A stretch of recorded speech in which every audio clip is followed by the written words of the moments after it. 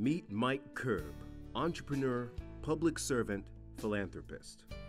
Whether in the recording studio, the California governor's mansion, or the pits of Daytona, few people have reached the heights Mike Curb has. Mike Curb's interest in music began at an early age, and in high school he formed the Mike Curb Congregation. As a freshman at San Fernando Valley State College, he used the school's music studio to record some of his earliest songs and start his company, Curb Records. The following year, Curb's song, "You Meet the Nicest People on a Honda," was chosen for Honda's national ad campaign, and Curb's career was off and running. Since then, his achievements as a songwriter, a producer, and a record company owner are virtually unmatched in the industry. He has written more than 400 songs, produced 25 gold or platinum records, and his companies have produced more than 250 #1 records.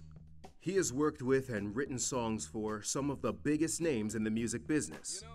In 1969, when his company merged with MGM, Curb became the president of MGM, boosting MGM's standing by signing off on and producing hit after hit. In the 1970s, Curb turned his keen eye for success to public service, co-chairing the Ronald Reagan California campaign for president. In 1978, Curb was elected Lieutenant Governor of California, serving as acting governor of California for a year. A lifelong fan of racing, Curb's racing team has competed on both the NASCAR and IndyCar circuits. His teams have sponsored Dale Earnhardt during his 1980 Winston Cup Championship and Richard Petty when his number 43 won its 199th and 200th career victories. In 2006, Curb was inducted into the West Coast Stock Car Hall of Fame. Realizing his gifts have given him so much, he has always been dedicated to giving back through the Mike Curb Family Foundation, which supports music education. He also supports the Mike Curb College of Entertainment and Music Business and has endowed the Curb Center for Art, Enterprise, and Public Policy at Vanderbilt University. The awards and recognition which he has garnered over his career are too numerous to mention in full, and they include an honorary Doctor of Law from Pepperdine University, an honorary Doctor of Humanities from Belmont University, a Lifetime Achievement Award from the Los Angeles Music Awards, induction in the National Business Hall of Fame, Producer of the Year and Country Music Label of the Year from Billboard Magazine, and a star on the Hollywood Walk of Fame. But with so much success in varied industries throughout his storied career, Mike Curb's tale remains universal. With hard work, enthusiasm, and determination, you too can produce a hit. And now, ladies and gentlemen, Mike Curb.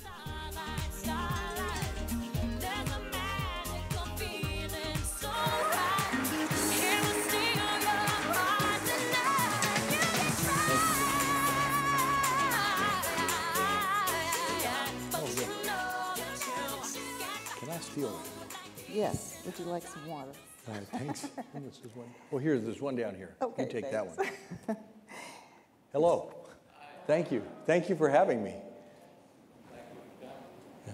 Well, it's my pleasure to be here on stage with you and interview you and ask the questions that so many people out there would like to be here and ask those questions. You've lived a very interesting life and such a wide variety of careers, and you've lived them all simultaneously, from your racing car endeavors, and of course, as they saw in the film, your political interests in the lieutenant governor and acting governor, and of course your Curb Family Foundation. But it all started with the music some 5 decades ago, and it all started really in high school. And would you take us back and tell us about your early beginnings and how that all transitioned into your career? Well, in high school, and by the way, I'd like to thank Dr. Ritchie for such a fine institution and the great work you've done. I've heard so many nice things about you. And obviously, Dr. Fuller and Dr. Simpkins. My goodness sakes, what a great entrepreneur. What a pleasure it's been to work with you. And I've even been lucky enough to work with your daughter, Jill, who I have a feeling long after I'm gone, Jill will be doing this, you know, and carrying on your legacy, but carrying on the legacy of entrepreneurialism. What a pleasure it's been to work with Jill. So I want to thank you, and obviously thank Jean. She's quite an entrepreneur. She doesn't brag about herself, but she's got products on QVC and everywhere. So it's great to be here. But I'll answer your question. When I was in high school, you know, I was president of the school choir, which I don't know what that means. But the process of elimination or whatever. But then later on, I formed a band. Right. Like probably people in this audience now that had formed a band in high school, or they have a band in college. And, you know, we played fraternity parties and things of that kind. But what kind of music? Rock and pop? Oh, well, it was, we played Louie Louie so many times. You know, at a fraternity party, I don't need to tell you, after about, as it gets past midnight, I really don't know if they know what we're playing, but I was always the designated driver, but it was always entertaining. It was I think it was more entertaining for me to watch what was going on out of the fraternity party than it was to be in the band, but I somehow missed out on all of that. Right. But it was a great experience to have a band and to play in college, and I'm sure there's students here who did the same thing. But while I was a freshman in college, I wrote at Cal State in California, in Los Angeles. I wrote a commercial. I heard you mention it in whoever put that video together. I was trying to see it from the side there, but thank you very much. I don't know if one of the students did it or if it was done. I don't know who put the video together, but that was a very thoughtful thing. But they showed You Meet the Nicest People on a Honda. I wrote that just as a lark, you know, when I was just for fun, when I was a freshman in college. Did you have a Honda? Is that No, I didn't have one. But I always loved auto racing. Right. And, you know, all forms of auto racing. I followed that. I followed motorcycle racing as well. It all started in Daytona, you know, and Ormond. Auto racing really started when they raced the cars. Henry Ford would race his car at Ormond Beach back in the early 1900s, and then Ransom Olds would race his Oldsmobile and up in a straight line, you know, and then when the Bluebird and Sir Malcolm Campbell set the world land speed record in 1935, by that time they were up in Daytona, you know, because Ormond was getting more developed, and then they moved. Then Bill France started racing when they lost the straight line racing after Sir Malcolm Campbell in 1935. When they lost that to Bonneville, Salt Flats in Utah, then Bill France Sr. started racing stock cars right down by Dunlawton, you know, down in Daytona. And then later on moved up where the North Turn restaurant is in Daytona, down by Ponce Inlet. And they raced there, and then until 48, and then until 58, and then in 59 they built the Daytona Speedway. You know, and you were always interested in reading about the race cars and so forth when you were in, I guess, in school and well, I learned to read. Right. I learned to read by reading. My mother thought I was dyslexic because I was reading backwards, and then she saw me reading Motor Trend and Speed Sport magazine, and my mother realized, wait a minute, maybe he can read properly if it's something he's interested in. Right. So, you know, it isn't unusual for a lot of guys to be interested in cars. Right. But I've always, from the time I was this big, been interested in cars. I don't have any particular talent. I wasn't very good when I tried racing them. I wasn't very good at building them.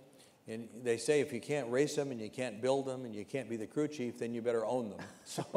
So we ended up owning the car that Dale Earnhardt won his first championship in 1980, sort of by accident, and then later on in '84 we owned the car that Richard Petty won Daytona in when Ronald Reagan was there, when it was Richard Petty's 200th victory. But before you got to the racing, you started with the music and you had the love of racing. And the music industry really helped you, propel you to that step of the race car. So how did you get started in that music industry? When I was a student, I wrote that song, right. You meet the nicest people on a Honda. Right. And up until that time, the only person who liked my songs was my mother. I mean, my father was an FBI agent, not particularly interested in music, you know. And my mother thought my songs were good, but everybody's mother likes their songs. Yeah. My grandmother also liked them. So my professor there at Cal State, they didn't have a music department. Now today, you know, we have the Curb College out there with 5,000 students, but at that time we had nothing. Right. But he let me use a room that had a tape recorder in it to record my band. Right. And I recorded that Honda song. And I sold it for, the Honda Motorbike Company gave me $3,000 for it. Well, I thought I was rich, so I leased an office. And about 4 months later, I had no money. I had to give up my apartment, and I had to live in the janitor section of the building where I had my office. So that's called either being an entrepreneur or being stupid. You know? But that's why I've always urged students, finish your education, and that's why we've spent so much of our company's profits in supporting arts colleges in California and Texas and Florida and in Tennessee and so forth, like we do with the Curb College at Daytona State, that where someone can learn arts. They can learn whether it's dance, whether it's film, whether it's music, whether it's music industry, whether it's broadcast, even being a grip. I mean, that's a great job now. You know, the touring, learning the aspects of tourism. So I started with that, but that's not the way I would urge a student to start. I would urge a student to finish their education, learn the arts. One of the things I respect so much about President Ritchie is that he's willing to cooperate and work with other campuses, you know, and if there's a program at Daytona State that isn't here or vice versa, he'll probably be president of the whole system one day, because he understands the concept of of people working. If it isn't available at one institution, it's like in California, they drive a lot of obviously with 5,000 students in the Curb College, the state is driving the arts students there. Right. But you know, the high-tech students are going to Cal Poly, and in other words, they do that, and I'm sure that they do that here in the university system and in the state system in Florida. But it's something that President Ritchie believes in and has led the way in. So your first office, what was that? You were signing artists, or was that going to be a recording industry, or what was your plan with that first? Well, the first artist I signed was my own band. You know, and we had Was that the Mike Curb congregation? It was sort of. It was the instrumentalists from the congregation. Later on, the group became the Mike Curb congregation, and it was a multiracial group. We had African American and Hispanic members, and even a Native American, a couple of Native Americans. It was a very multiracial group, and we were signed by the Glenn Campbell TV show. It was a CBS network show, and we were signed to be weekly regulars on that show. And that gave us national exposure. That was a great honor. And it helped us break some of our early hit records, and then I would put those records out on my record label, and that's how I started the company. What was the record label? What was your first record label? Well, it was originally called Curb, but we couldn't get it registered because there was another label called Cub, C-U-B. So we tried to think of something, so we called it Sidewalk because it sounded like Curb. And we signed, I don't know if any of you are old enough to remember the Stone Ponies. It was Linda Ronstedt's group. We signed the Stone Ponies and had their early records on our label, and then, you know, some of the early West Coast soundtracks, and we signed several artists and started building, and then my band had a couple of hits, and then the congregation had several hits, and so we were kind of on our way. Well, I read that one of I believe your first celebrity artist was Bobby Darin, and he signed you as a writing contract. Now, how did that come Yeah, I wish I had signed him. Well, no, what happened was when I wrote the Honda song, I needed to publish it. And, you know, one of the reasons that it's good to go to these college arts programs is, my wife is here somewhere. Is my wife? Oh, there she is. That very beautiful girl over there. That's my wife, Linda, that I was lucky enough to meet 42 years ago. And we have 2 daughters. And one of our, I'll answer your question directly. I was going to segue around, but the Bobby Darin. I wanted, when I wrote the song, You Meet the Nice People on I know what the point I was making is when you go to a college, the first thing, when my daughter went to our Curb College in Nashville, the first thing her professor taught her was 200 words. There's 200 words. It's like a foreign language in the music industry. You know, what is a copyright? Right. What is a master? What is the difference in a song and a record? What is you know what I'm saying? All these things that we take for granted, although there's students out there probably that know more than I do. But the bottom line is she had to learn, our daughter had to learn 200 words in order to take the music business course because of all the different words that are, and I'm sure that's true in any industry. We take for granted if someone's entering, wanting to be a stockbroker. There's, you know, those books that say Stockbrokers for Dummies. I buy those books, you know, and read them because there are words there are many words in the brokerage world that I don't know, and if I'm investing, I want to try to know what I'm doing. Right, you want to know the industry jargon. Sure, you want to know, and the record industry has a lot of jargon. Yeah, right. You know, and so, but the bottom line is Bobby Darin. I wanted to get my song published, and I didn't know how to publish it, and even though I was born in Savannah, Georgia, while my father was an FBI agent, he got transferred to California, and it was in the Compton, Watts area. So I attended a multiracial elementary school in Compton, which is right near Watts, and we had essentially by the time I learned all about music, but I didn't know the individual words. But we could always look at Capitol Records because that round tower, that was sort of like the epitome of, you know, that was our Cape Canaveral. You know? Right.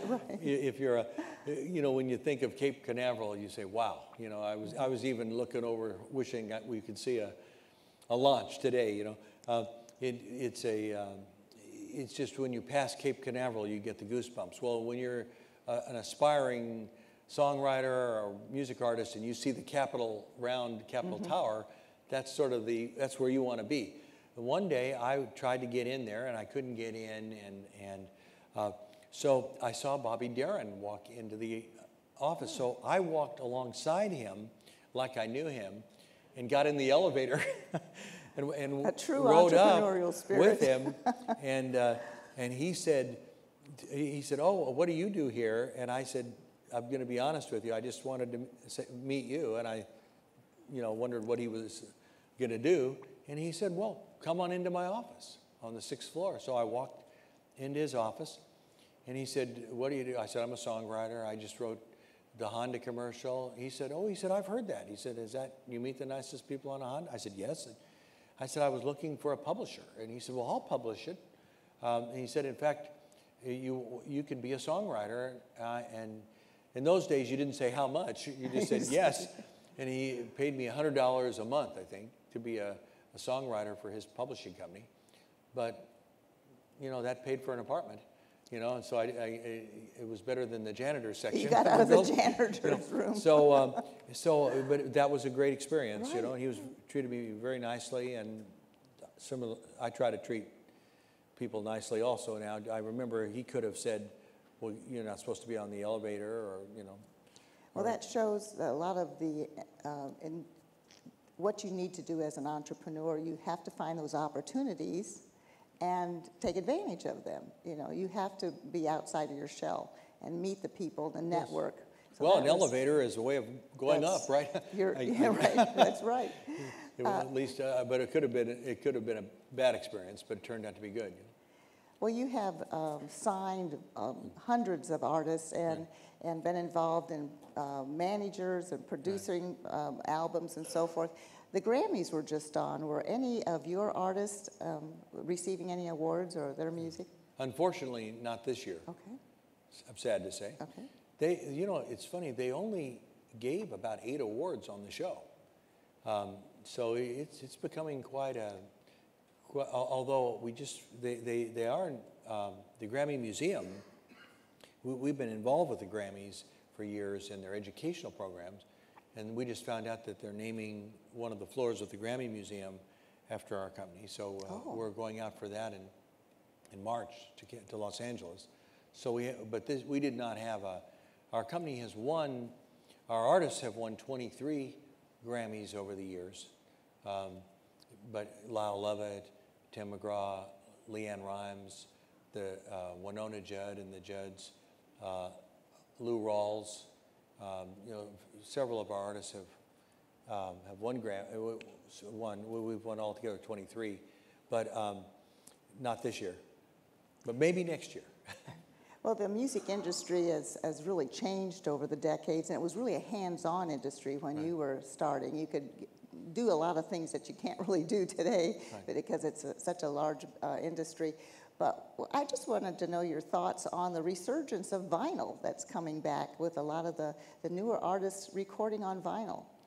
You know, that's you know, you're asking good questions. You know, this is funny. If you really look at it, is anybody here old enough to remember the 45 RPM? Oh, good. Well, I don't feel so bad now. Okay.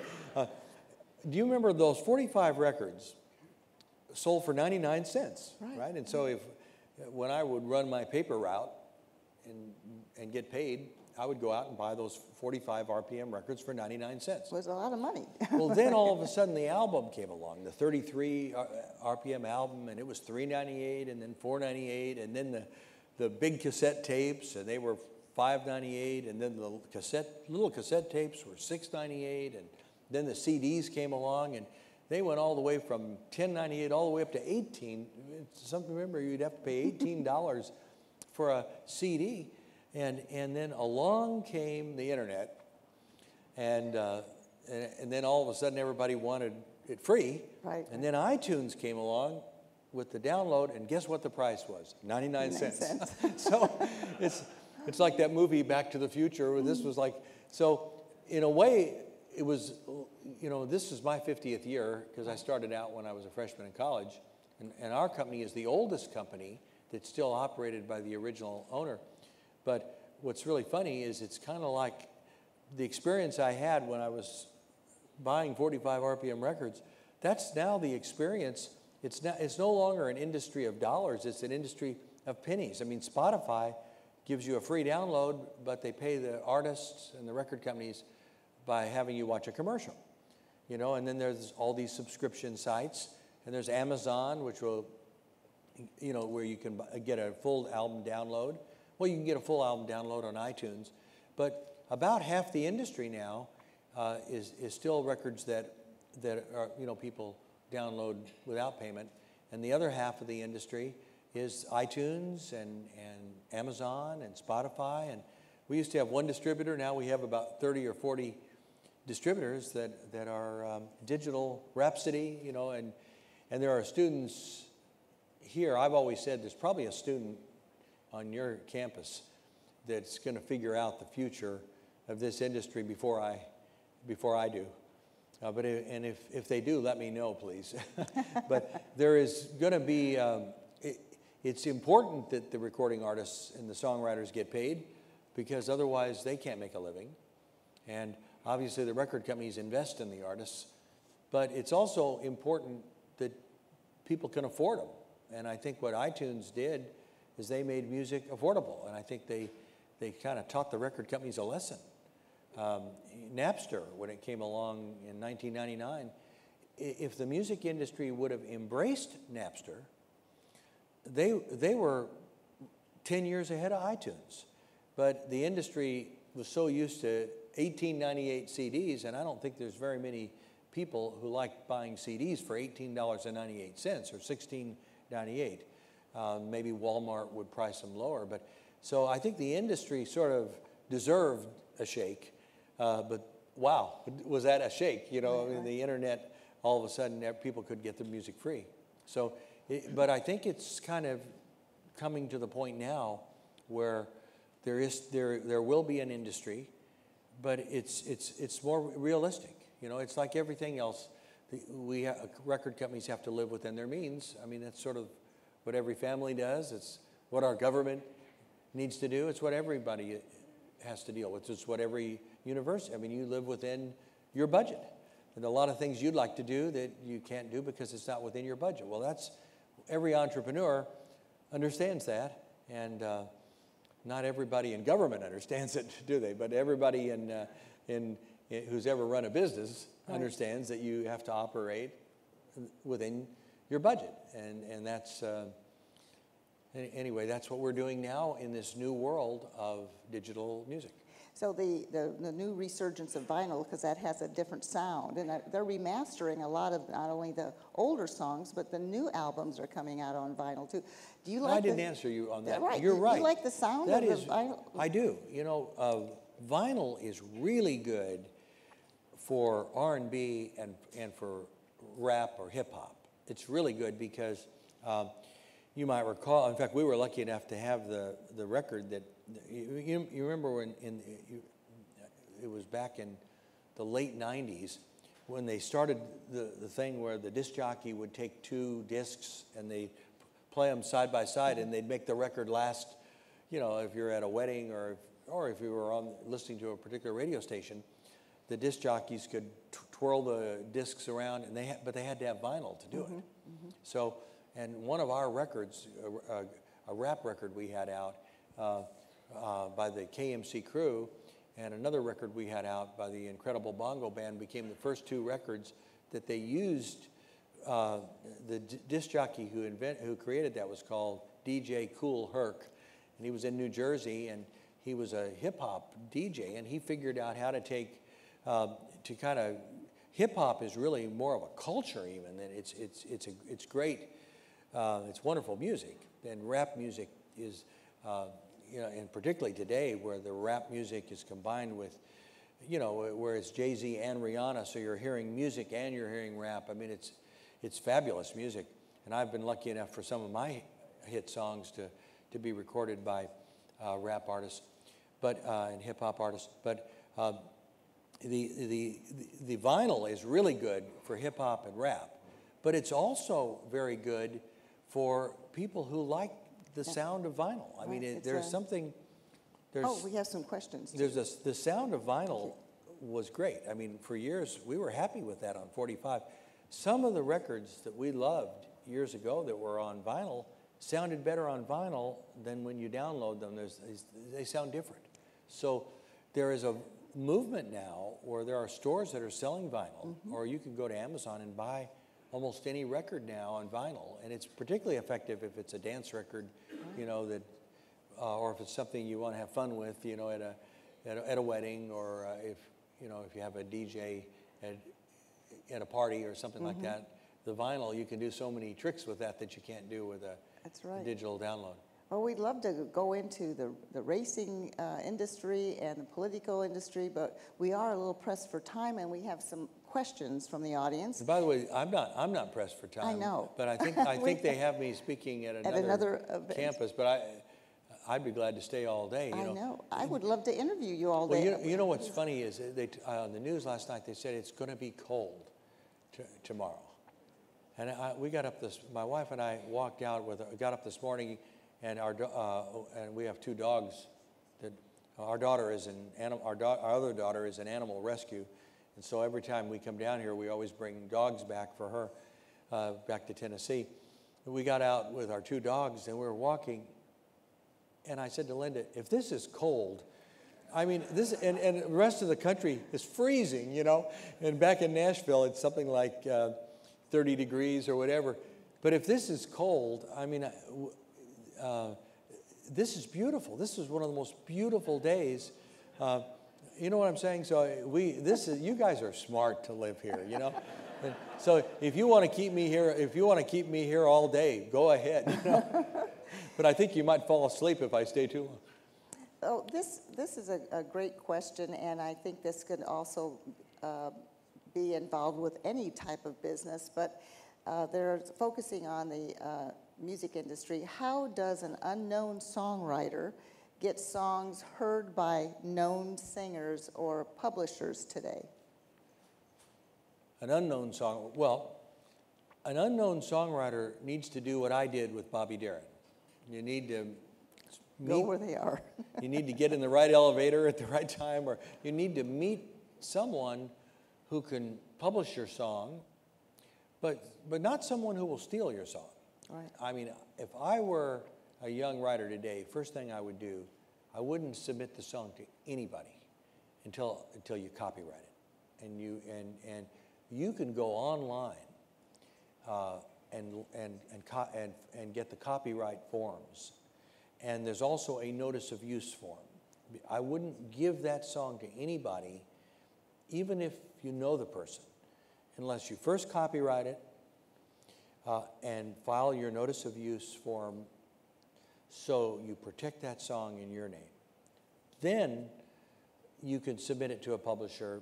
I'm nervous about online publishing because you never know where it's going to go. Right. It's like putting your credit card online. Where's it going to go? Mm-hmm. You know, probably some of them are legitimate, but some of them aren't.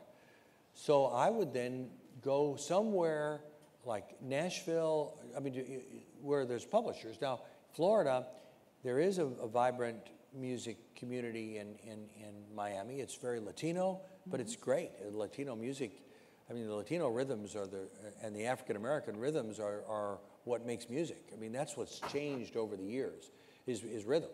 And so song structure has never changed. But the African American rhythms, I was lucky because I went to a school where the students were mostly African American and Latino. So I had in fact, my grandmother was Hispanic. So I was able to learn those rhythms. But the thing that's just changed in music has been the rhythms. Mm-hmm. Because songs are very similar now. It's just that the sound of the drum is very different today. Mm-hmm. So I would urge you, if you want to be a producer, study Latino music, study African American music, go back to Motown, go back to Stax music, to Sun, go back to the history of blues music, learn rhythms. That's what's really key, because if you write a song, it's getting that right rhythm that's key. And then figure out whether you want to make it a hip-hop song, an R&B song, or a country song. And then record it, get it on a CD, and start handing it out to people. You can record them they're very inexpensively. People do it in their bedrooms with Pro Tools, or in their garages with Pro Tools. If you have a friend, I'd put it on tape or on CD, and then wherever, I don't know if there's music companies in this county, or I don't know if there's one in Volusia, but or you could go to Memphis, or to Nashville, or to Austin, Texas, or to Hollywood, or to Miami, where there are record companies, and then present your music to a publisher.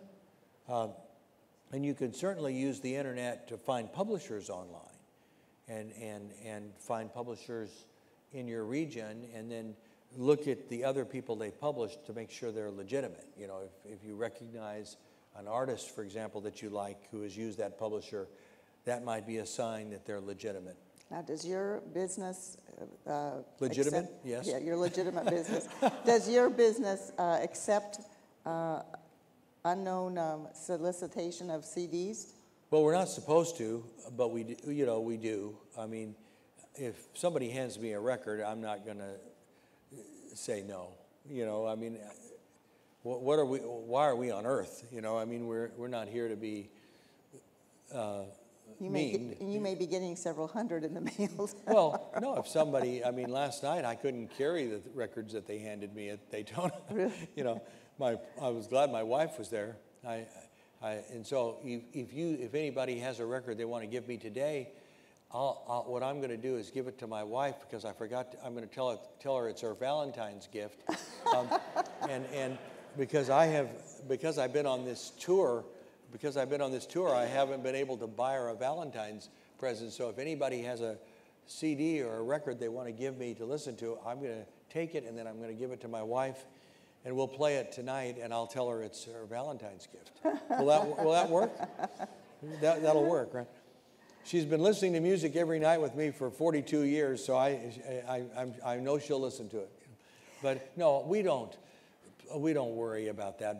But as a rule of thumb, though, it's better not to just hand somebody a record, because if you don't know who they are, if you hand it to me, I will listen to it. But I would strongly recommend that if you hand me a record, that you copyright it first. Protect yourself first. Or if you hand it to me, go home and copyright it today, because if I send it to somebody in my company to listen to, if I like it, and then it turns out it hadn't been copywritten and someone steals it, I would feel terrible. Right. So I would, you don't ever want to do that. So I would just say to you that if somebody is going to hand me a record, please make sure you have copywritten it, and please make sure you file the notice of use, so that if somebody hears it along the way and takes it, you're protected. I like this question. This is going to be one of mine, actually. This one says, if you could go back in time and give yourself one piece of advice, what would that be? It would be to have completed my education. Because my grandmother, who came, who was Hispanic, was an immigrant, and she put herself through college. Mm-hmm. Now, that's amazing. And she spoke perfect English and perfect Spanish. Wow. And she was able to do great as a translator. In fact, she's the one that taught me about government, because she was always, our immigrants know more about our system of government than we do, because of the tests, that they have to take. And we're a nation of immigrants, and we don't treat our immigrants fairly, and it's something I have always, because of my own grandmother, she was a strong believer in treating our immigrants properly, and we've got to do so much better now. And basically, what was your question? You asked me. If you could go back in time. Oh, if I could what go advice back would you give yourself? it would be to do what my grandmother and my father was an FBI agent. They wanted me to complete college. The college I attended, Cal State, was very much like, this was originally a community college, right? And then you've turned it into a 4-year, right? But it was originally a 2-year, right? Was this originally a 2? Well, the college I attended, Cal State, was originally a 2-year college. But I had the ability to have stayed for 2 more years, and I only attended for 2 years. So I always regretted, because they had already started 3rd and 4th year programs, I regretted not doing that. And so I always urge students, even if you're at a community college, there are fabulous transfers. I was talking to Dr. Ritchie about it. If the program isn't here, Dr. Ritchie would be the first person to say, what about the University of Central Florida, right? Take your 3rd and take your 4th year there. Now, I meet people like Gail Lemerand all the time who didn't go to college, and they're top major entrepreneurs, and I know numerous entrepreneurs who did not go to college. But I will tell you that the risk you have if you don't finish college is, if you start a business like Gene has done, like Dr. Simpkins did, or like I did, and the business doesn't succeed, you won't have anything to fall back on. Whereas if you learn a profession, or you finish your education, and if your entrepreneurial opportunity doesn't pan out, you might be able to get a position at another entrepreneurial company. You can be an entrepreneur within a company. The person who set up my finance department, I hired him from Ernst & Young. Well, he's far, I mean, everybody at our company is better than I am at whatever their field is. And that's what I've always tried to do. It hasn't been hard for me to find that, because these people have wonderful skills, but I've always believed in finding the very best people. So the person who set up our finance department, that's an entrepreneurial activity. It's an entrepreneurial activity to take a college like this institution from a 2-year institution up to a 4-year institution, like Ken Sharples did with Daytona State, like you've been doing here as you've been building your 3rd and 4th year programs. That's entrepreneurial. The thing is, I feel if I had one thing to do over again, I would have found a way to take my 3rd and 4th. My sister went to UCLA and took her 3rd and 4th year there. But by then I was so busy with my business, I kept saying I'm going to go back, but I never did. You know, and so that's something I would urge people to do, and something that I would have done if I had it to do over again. I think we have time for one more question. This one is very good as well. It says, what would you consider to be the most rewarding aspect of becoming an entrepreneur, and why should you choose that path? Well, you know, when Dr. Simpkins invited me here, I first read his book, and after reading his book, I said, wait a minute. If you want to be an entrepreneur, I'd recommend you read Dr. Simpkins' book, for starters, because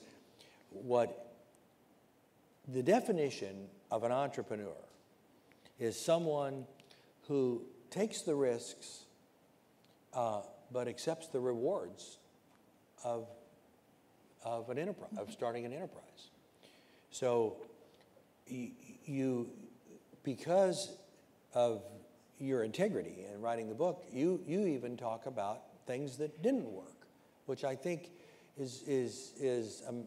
which is why I think this book is so important. Is you're not just writing about your own successes, you're writing about things that you would have done differently, but at the end of the day, it's obvious that you did a lot more right because of the great success you've had. But I think that all of us who've been entrepreneurs have learned a lot by trial and error.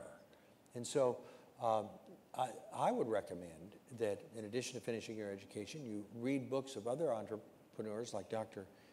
Simpkins, and then understand that risk you're taking may be something that might not pan out, and have something to fall back on, like your education. I like the way you've combined all your talents and interests and managed to combine them all into careers, because what's the old saying? If you can do what you like to do, you never work a day in your life. Well, or if you recognize what you can't do. In other words, I mean, I had hit songs, but I was not the best songwriter. Right. I had hit records, but I was not the best producer. I certainly wasn't a great race car driver. So what I learned was find people better than yourself. Right. And then you have a business. That's how you build a business.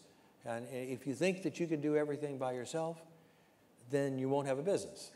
But if you think you can, and there are people who can do a particular thing all by themselves, and those are unique individuals. But if you want a business, you've got to go out and find those people who are better songwriters than you are, and who are better record producers, and who are better artists than you are. And then you can, then you can have hit records by the best artists eventually. And being an entrepreneur, you're really in control of your future, and you could take that in any direction you want to.